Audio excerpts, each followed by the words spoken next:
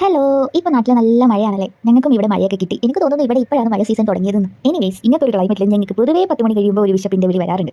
അത് തീർക്കാൻ വേണ്ടി പോകുന്ന പോക്കാണ് ഈ കാണുന്നത്.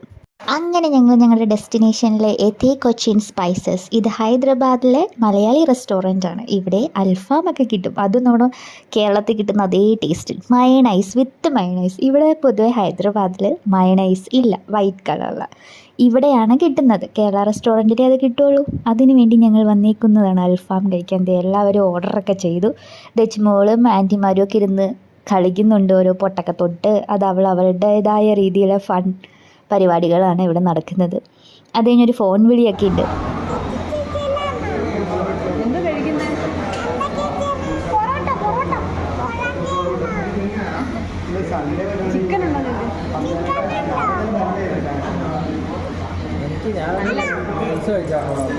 ഞങ്ങളുടെ ഫുഡൊക്കെ എത്തി. അൽഫാം, കുബൂസ്, പോരാണ്ട് എക്സ്ട്രാ ഞങ്ങൾ പൊറോട്ട ഓർഡർ ചെയ്തിട്ടുണ്ടായിരുന്നു. പ്രത്യേകിച്ച് ഈ 10 മണിക്ക് ശേഷം ഫുഡ് കഴിക്കുമ്പോൾ ഒരു രസമാണ്. ഇങ്ങനെ അൽഫാമൊക്കെയാണ് എസ്പെഷ്യലി കിട്ടുന്നതെങ്കിൽ അതൊരു വേറൊരു രസമാണ്. ഇത് എല്ലാവരും കഴിച്ചൊക്കെ തുടങ്ങി. ദച്ചുമോൾ വെയിറ്റിംഗ് ആണ് ദച്ചുമോളുടെ ഫുഡിന് വേണ്ടിയിട്ട് അവിടെ ഇരുന്നുകൊണ്ട്.